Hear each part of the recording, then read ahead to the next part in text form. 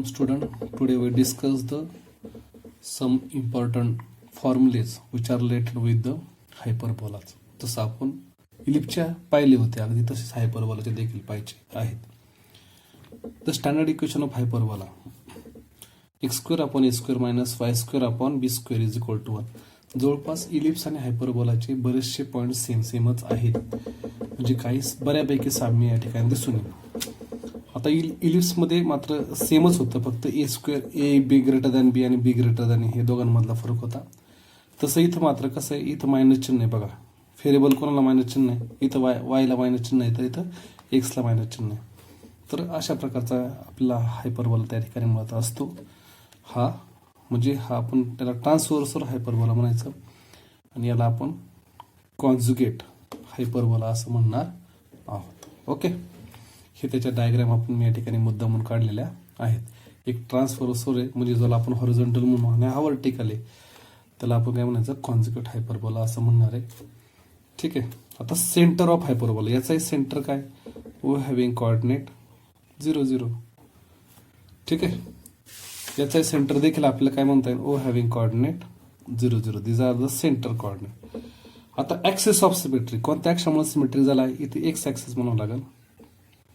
X axis आणि Y axis पण आहे, तर वाय अक्षाने देखील दोन भाग पडलेत. वाय ऍक्सिस इथं पण हे सिमेट्रिकच आहे बघा, इलिप्स सारखंच आहे, X axis and Y axis.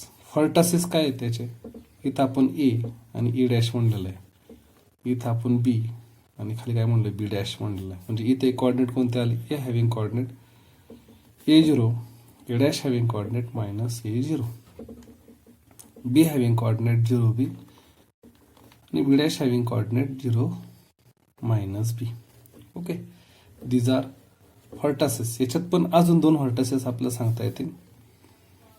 इथे देखील आपल्या व्हर्टासेस सांगता येऊ शकतात. बीचे दोन्हीकडे चालतात. ओके ना, हे याच्याकडे चालतात, इकडे चालतात. एखादं म्हणून सर आपल्याला इथं आम्ही ज्यावेळेस पाहतो त्यावेळेस आपल्याला ए दिसत नाही, पण अशा प्रकारचे एक रेक्टँगल इथं ड्रॉ करायला लागतो आणि मी इथला जो आहे तो इमॅजिनरी पार्ट असतो म्हणून त्याला कॉन्जुगेट व्हर्टासेस म्हणलं तरी चालेल. तर अशा पद्धतीने हे टँजंट ज्यावेळेस एकमेकांना टच होतात, ओरिजिन म्हणून जातात आणि इथं रेक्टँगल तयार झाला की तिथे आपल्याला हे बीचे व्हर्टासेस आपल्याला दिसत असतात. ठीक आहे. आता मेजर ऍक्सिस किंवा ट्रान्सफर ऍक्सिस, कोणते मेजर ऍक्सिस इथं काम करणार आहे, तर इथे एक्स ऍक्सिस हे काम करणार आहे, इथं वाय ऍक्सिस काय काम करणार आहे ते, इथं कोणता आहे मायनर ऍक्सिस म्हणजे कॉन्जुगेट ऍक्सिस कोणता, तर वाय ऍक्सिस आहे, इथं त्याला आपण एक्स ऍक्सिस असं म्हणणार आहोत. आता लेंथ ऑफ ट्रान्सफर्स ऍक्सिस काय, लेंथ ऑफ ट्रान्सफर्स ऍक्सिस इथपासून इथपर्यंत अंतर, तर ते किती आहे, टॉईस आहे, इथं टॉईस बी, कॉन्जुगेट इथं टॉईस बी, तर इथं टॉईस ए असं आपल्याला लिहिता येईल. ओके. आता कॉर्डिनेट्स ऑफ फोकाय काय, एस हॅव्हिंग कॉर्डिनेट, तर प्लस मायनस ए0 दोन कॉर्डिनेट असतात. इथे काय, तर 0 plus minus B E. Same look like a ellipse, इलिप्समध्ये जसं होतं अगदी तसं ज्याच्यामध्ये आपल्याला पाहता येईल. डिस्टन्स बिटवीन टू फोकाय, तर ते तर टॉईस ए, इथं twice B. Equation of directrix X plus minus A is equal to 0, Y plus minus B upon E is equal to 0. Distance between directrices, distance between directrices. आता distance between directrices काय, twice A upon A, twice B upon A. End points of L R, end points of L R मध्ये काय आलं आपण, तर L having coordinate A b² upon A आणि इथं आलं L having coordinate minus plus minus a² upon B B. Okay, ठीक आहे. आता लेंथ ऑफ लेटेस्ट रेक्टर, इथं उत्तर येतं काय, तर twice b² upon A, twice a² upon B. आता पॅरामेट्रिक फॉर्म काय येतो, तर X is equal to A sec theta, Y is equal to B tan theta. X is equal to A sec theta and Y is equal to B sine B tan theta. Okay, this is not parametric form. Okay, तर इथं जागा interchange करू आपण. इथं काय करू, tan theta आणि इथं काय करू, सेक थिटा करू. ओके, दोघांमधला बदल.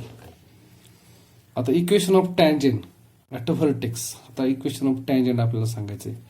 काय व्हर्टेक्स पासून टँजेंटची इक्वेशन काय, तर X is equal to A आणि X is equal to minus A, Y is equal to B आणि Y is equal to minus B. Okay, then length of tangent. Length of tangent किती येतं बघा. इथं आपण length of टँजेंटचा विचार करूया. सम of focal distance, तर सम ऑफ फोकल डिस्टन्स विचार करू, ट्वाइस आहे. तर आपण काय म्हणलं, that is of transverse axis आणि twice B is equal to conjugate axis. Okay, transverse axis आणि कॉन्जुगेट ॲक्सिस एवढ्या आपल्याला लागणाऱ्या ज्या गोष्टी होत्या याच्यापासून, जसं आपण इंग्लिशमध्ये पाहिलं तसं इथं हायपरबोलामध्ये आपण बऱ्याच गोष्टी सेम आहे. हे सेम आहे, याच्यावरचं सेम आहे, हे पण सेम आहे, हे पण सेम आहे. बदल कुठे बघा, सगळ्या गोष्टी सेम सेम आहेत, फक्त बदलतोय इक्वेशनमध्ये, बाकी कुठं नाही. आणि पॅरामेट्रिक फॉर्ममध्ये एक सेक थिटा आहे तर बी टॅन थिटा आहे, तर उलटं लिहायचं ए टॅन थिटा आणि बी सेक थिटा. ओके, तर एवढाच तो त्यामध्ये काय थोडासा बदल आपल्याला लक्षात येऊ शकतो. ठीक आहे, बाकी बदल कुठंच नाही. Look like ellipse. ठीक आहे, पहा. Find the length of transverse axis, length of conjugate axis, eccentricity, the coordinates of foci, equation of directrix, and the length of lattice rectum of hyperbola. X square upon 4 y square upon 12 is equal to 1, y square upon 9 minus x square upon 16 is equal to 1. Okay, solution. पहिले equation विचारात घेऊ. Given equation of hyperbola कोणतं आहे, तर X square upon 4 Y square upon 12 is equal to 1. Comparing with x square upon a square minus y square upon b square is equal to 1. a square ची किंमत किती आहे, ती आहे 4 आणि b square 12. Okay, 3 is equal to plus minus किंवा 2 म्हणून आपण, आणि b is equal to 2 root 3. Okay, अशा आपल्या किमती आहेत. ठीक आहे, आता एक एक काढू आपण. Length of transfer axis, length of transverse axis is equal to काय लेंथ आहे, तर टॉईस ए. मग याची किंमत ठेवा, 2 into 2 म्हणजे किती आलं, 4 युनिट. दुसरी case, length of conjugate axis that is twice B म्हणजे 2 into 2 root 3 म्हणजे 4 root 3 असं त्याचं उत्तर आपल्या ठिकाणी मिळणार आहे. ओके, आता आपल्याला पाहिजे इसेंट्रिसिटी. तर बाय युझिंग रिलेशन, इथं रिलेशन थोडा फक्त बदल आहे इलिप्स आणि हायपरबोला मधला. तर इथे रिलेशन काय बघा, relation between A B and E. तर B square is equal to A स्क्वेअरच आहे, फक्त ई स्क्वेअर मायनस 1 आपलं इलिप्समध्ये 1 मायनस ई स्क्वेअर एवढा फक्त दोघांमधला फरक आहे.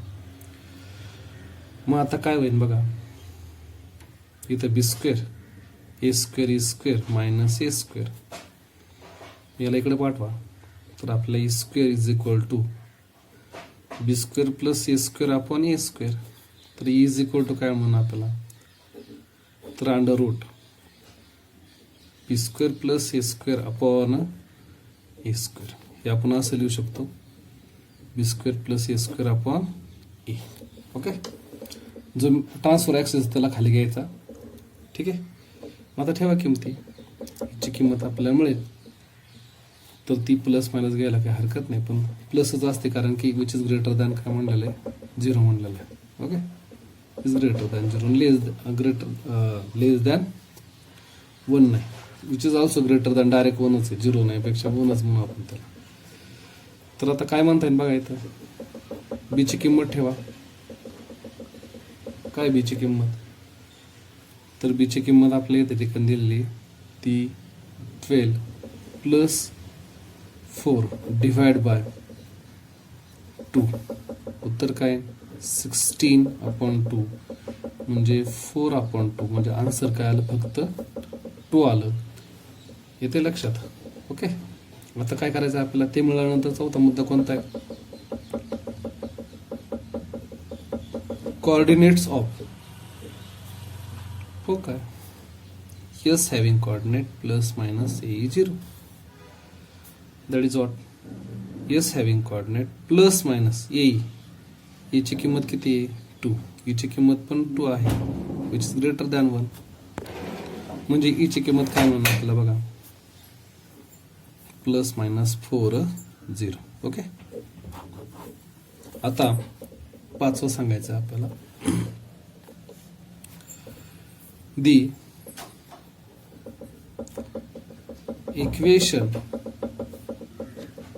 Equations of directrices. तर त्याचं उत्तर काय नाही, x = plus minus a upon e. तर इथं बघते आपण याची किंमत ठेवायची, a ची किंमत किती आहे 2, e ची किंमत पण 2 आहे, म्हणजे उत्तर प्लस मायनस 1 आलं. This is equation of directrix.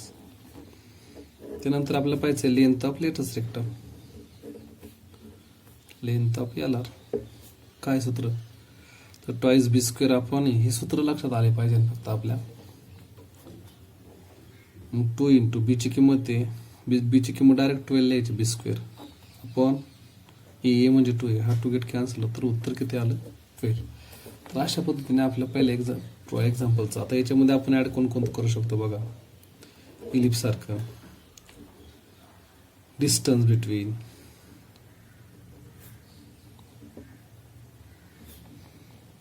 To directrices किंवा 2 फोकाय. तर ते आपलं उत्तर सांगता येईल ट्वाइस ए ची किंमत 1 आहे, म्हणजे 2 इंटू 1 म्हणजे 2चा असं आपलं सांगता येईल. ओके, सॉरी ए ची किंमत 4 आहे, नॉट 2. दॅट इज 4 म्हणजे इथं 8 उत्तर येईल. ठीक आहे, आता 7 वाला कोणतं आहे,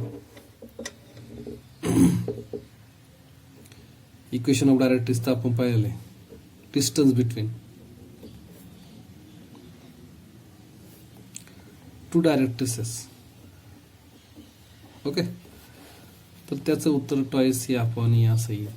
तर ए अपॉन ईचं उत्तर आपल्याला काढावं लागेल, ते 1 येतं, म्हणजे 2 टाइम्स 1 म्हणजे उत्तर आलं फक्त 2. तर असे काही पॉईंट्स आहेत आपल्याला काढता येतात. एंड पॉईंट्स ऑफ LR महत्वाचा मुद्दा म्हणजे end points of latus rectum. L having coordinate AE plus minus b² अपॉन a. मग a ची किंमत किती आली, ती 4 आली, प्लस मायनस b² अपॉन a पण इथं कुठेतरी आपण काढलेलं आहे. तर b² अपॉन e, b ची किंमत 12 आहे, अपॉन a 2 म्हणजे किती उत्तर आहे साधारणपणे 4 प्लस मायनस 6. ओके, एवढे काही महत्वाचे पॉईंट्स आहेत, तेवढे आपण या ठिकाणी काढलेले आहेत. ओके, नाव सेकंड इक्वेशन साठी आपण विचार करूया. Given equation of hyperbola.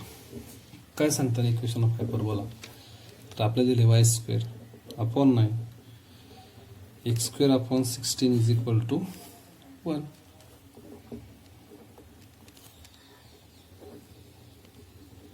Comparing with, कोणाबरोबर तुलना करायची आपल्याला त्याची, तर y² upon b² x² upon a² is equal to 1. तर b² ची किंमत किती आली 9, तर a² ची किंमत किती आली 16, b ची किंमत 3, a ची किंमत 4. ओके, आता याच्यानंतर आपल्याला काय सांगता येईल, पहिला आकडा length of transverse axis, that is twice b. आता twice b हा ट्रान्सफर ॲक्सिस हे लक्षात ठेवायचं आहे. 2 × 3 म्हणजे 6 उत्तर येईल. दुसरी केस, लेंथ ऑफ कॉन्जुगेट, तिथं आपण मेजर अँड मायनर म्हणायचो. Axis twice is equal to 2 × 4 means उत्तर किती आलं 8. आता ते झाल्यानंतर आपला तिसरा पॉईंट फाइंड आउट करायचा आहे. तो डायरेक्ट लिहितो मी.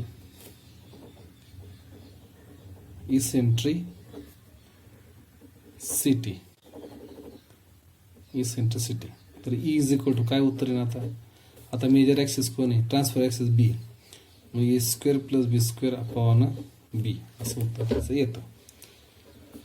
त्याच्यामध्ये आपण किंमत ठेवू. ए स्क्वेअरची किंमत 16 आहे, हे 9 आहे, बीची किंमत 3 आहे, मग हे 25 येईल, 3 येईल, म्हणजे 5/3 असं आपल्या या ठिकाणी इसेंट्रिसिटी मिळणार. त्यानंतर फोर्थ केसमध्ये आपण आलोय.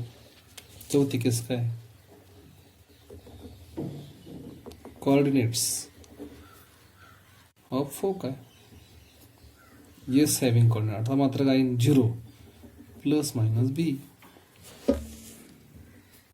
आता 0 बीची किंमत आहे 3 आणि हा 5/3 आला. 3 get cancel.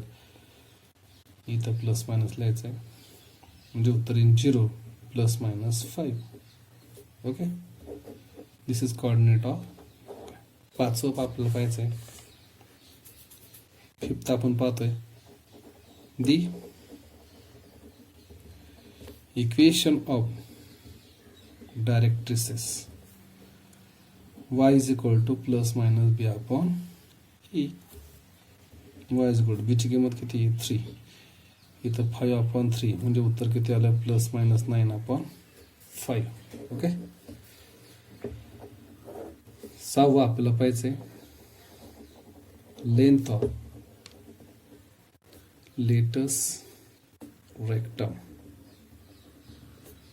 Twice A square upon B. मग 2 ए स्क्वेअरची किंमत आहे 16, बीची किंमत किती 3 आहे म्हणजे उत्तर येईल 32/3. ओके, आता काही एक्स्ट्रा याच्या सारखेच आपण पाहूया मागच्या एक्झाम्पल सारखे. सातवी केस आहे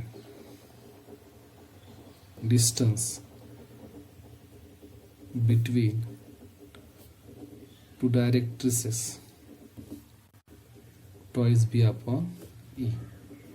बीची किंमत आहे 3, ईची किंमत आहे 5/3 म्हणजे उत्तर 9, 18/3, 18/5 असं उत्तर आपल्याला मिळेल.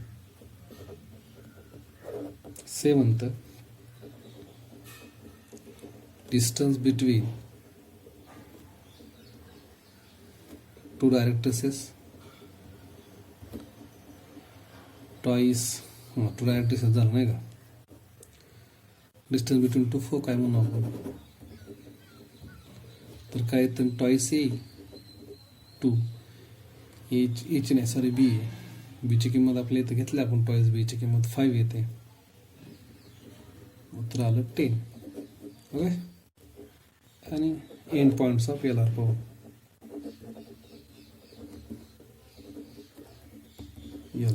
L having coordinate plus minus A square upon B आणि बी म्हणजेच काय कोऑर्डिनेट येतील तर प्लस मायनस ए स्क्वेअर किती आहे तर ए स्क्वेअर आहे 16 अपॉन बी. बी म्हणजे किती तो 3 आहे.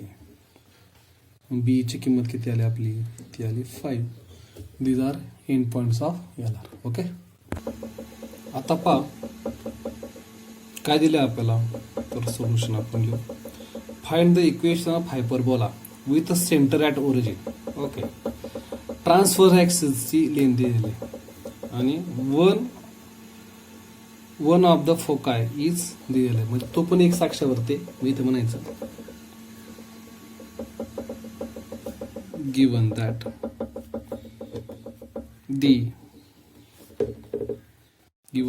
the transverse axis and the coordinate of foci are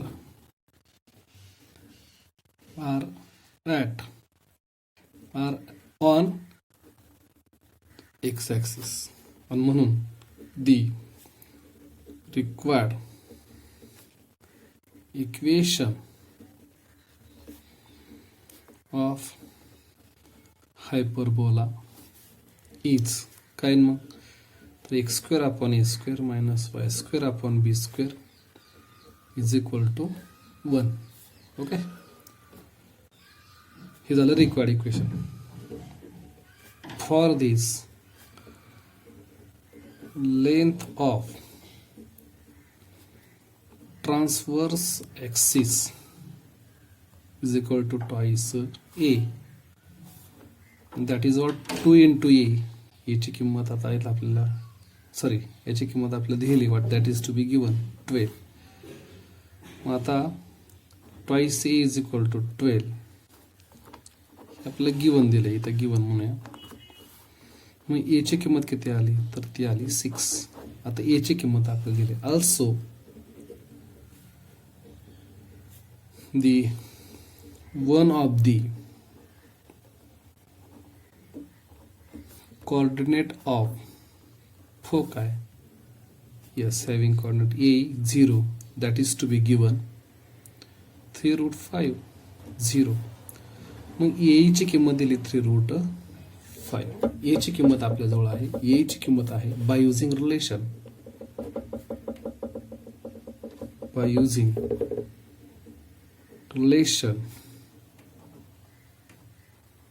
between a, b and e, we get b square is equal to a square minus a square. b square a square म्हणजे direct याचा वर्ग करा, 3 root 5 bracket square आणि 6 चा square. उत्तर किती आलं बघा,